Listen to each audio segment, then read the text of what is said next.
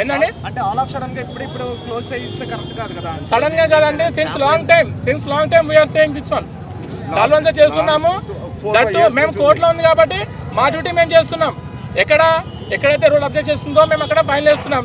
చూడండి ఇదంతా పార్కింగ్, ఇదంతా రోడ్ వే. ఇక్కడ ఒక 100 మంది వస్తే థౌసండ్స్ ఆఫ్ మెంబర్స్ సఫర్ అవుతున్నారు ట్రాఫిక్ కి. మీరు చూడండి, యూ కెన్ సీ ఇదంతా కేబుల్ మొత్తం జామ్ అవుతుంది. Because of this 100 people, thousands of people are suffering. Okay na, that's why we are doing that one. This is not our personal issue. అందరూ చేసుకున్నారు కదా సార్, బిజినెస్ అందరూ చేసుకున్నారు. ఎక్కడైతే disturbance లేదో అక్కడ మాత్రమే మేము ఎంటర్ అవుతాము, కానీ స్ట్రిక్ట్ గా ఫాలో అవుతాం. ఇక మేము కూడా హ్యూమానిటీ గ్రౌండ్స్ లో మీరు అన్నారు, సపోజ్ ఒకవేళ చిన్న ఒక బడ్డీ పెట్టుకున్నాడు, ఏ ట్రాఫిక్ లేదు, ఎలాంటి ఇబ్బంది లేదు, అప్పుడు మేము కొద్దిగా హ్యూమానిటీ గ్రౌండ్స్ లో ఇస్తాం. అంతే, అది కూడా లీగల్ కాదు.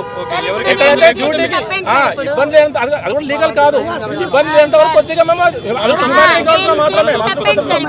అంతేగాని ఎప్పుడైతే ట్రాఫిక్ జామ్ వచ్చి మీకు చూడొచ్చు, ఇప్పుడు మేము ఒక 10 minutes లో లేకపోతే ఎంత కేబుల్ జామ్ అయిపోతుంది. అందుకని మేము ఇప్పుడు ఆల్మోస్ట్ 10 people ఇక్కడ వచ్చాం. సో మా కాన్స్టిట్యూషన్ మొత్తము ట్రాఫిక్ జామ్ మీద తప్పితే వాళ్ళ పర్సనల్ మీద డిపెండ్ చేయాలి కాదు. మా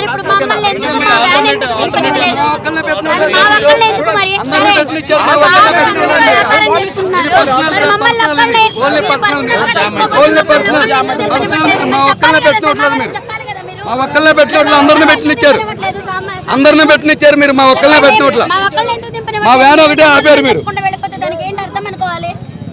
మా వ్యాన్ ఒకటే ఆపారు మీరు.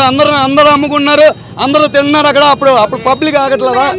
అప్పుడు ట్రాఫిక్ జామ్ అవ్వట్లేదా? గుట్టిగా నేను తీయొద్దు అని చెప్పినా నాకు ట్రాఫిక్ ప్రాబ్లం అవుతుంది, దానివల్ల నాకు నా ఉపాధి పోతుందని కూడా నేను మీ మీడియా వాళ్ళందరికీ కూడా చాలాసార్లు చెప్పాను.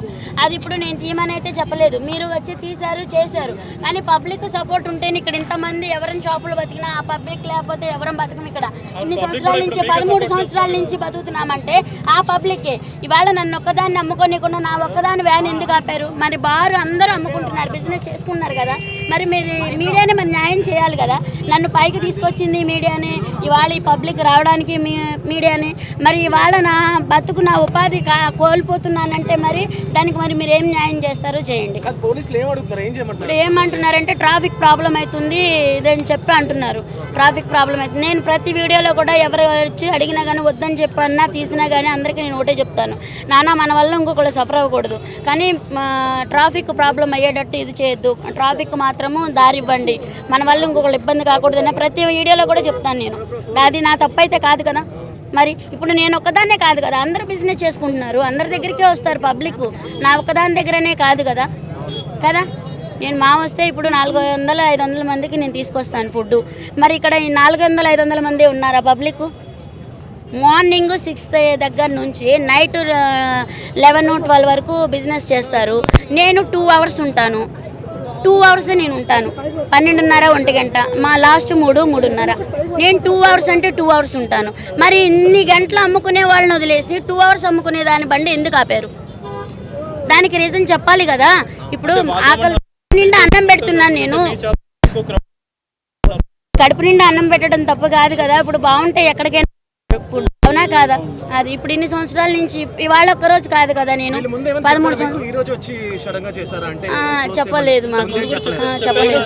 ఇప్పుడు అది కూడా నేను అడిగాను, సార్ ఫుడ్ తెచ్చుకున్నాను అంటే ఎస్ఐ సార్తో సిఆర్ సార్తో మాట్లాడమంటే నేను చెప్పాను, సార్ ఇవాళ ఫుడ్ తెచ్చేస్తాను కదా, సాయంత్రం వెళ్ళి మాట్లాడతాను, ఫుడ్ వేస్ట్ అయిపోతుంది, మరి ఇంతమంది ఆకలితో ఉన్నారు, మరి ఇవాళకి అమ్ముకొనివ్వండి, ఏదన్నా ఉంటే సాయంత్రం వచ్చి మాట్లాడతాను సార్ అని చెప్పాను.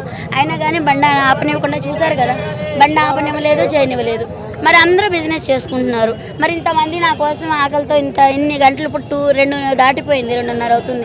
మరి ఇన్ని గంటలు పొద్దున్న వచ్చినారంటే, పొద్దున్న నుంచి ఇప్పుడు వరకు వెయిట్ చేస్తున్నారంటే అది నాకు బాధే కదా. కానీ నేను ప్రతి ఒక్కరి పబ్లిక్కి ప్రతి ఒక్కరికి చేతులెత్తి దండం పెడుతున్నాను. మన వల్ల ఇంకొకరు సఫర్ అవ్వకూడదు, ట్రాఫిక్కి ఇబ్బంది అంతరాయం కలిగియొద్దని ప్రతి ఒక్కరికి చెప్తాను నేను. ఇప్పుడు కూడా నేను అదే చెప్తున్నాను, నాకు ఉపాధి ఇదే, ఇది లేకపోతే నాకు బ్రతుకు లేదు, ఇంకొకటి చేసే విధానం కూడా లేదు నాకు. దానికి మీరు మీ మీడియా వల్లే నేను పైకి వచ్చాను, ఇంత పబ్లిసిటీ వస్తుంది. ఒకసారి చెప్పండి, ఒకసారి అనౌన్స్ చేయండి. ట్రాఫిక్ ఇక్కడ ఎవరు ఇబ్బంది పెట్టకండి. ఆల్రెడీ చెప్పాను అన్న, ప్రతి వీడియోలోనూ చెప్పాను. పోలీసులు సహకరించే అవకాశం ఉంటుంది. ఒకసారి మీరే అనౌన్స్ చేయండి.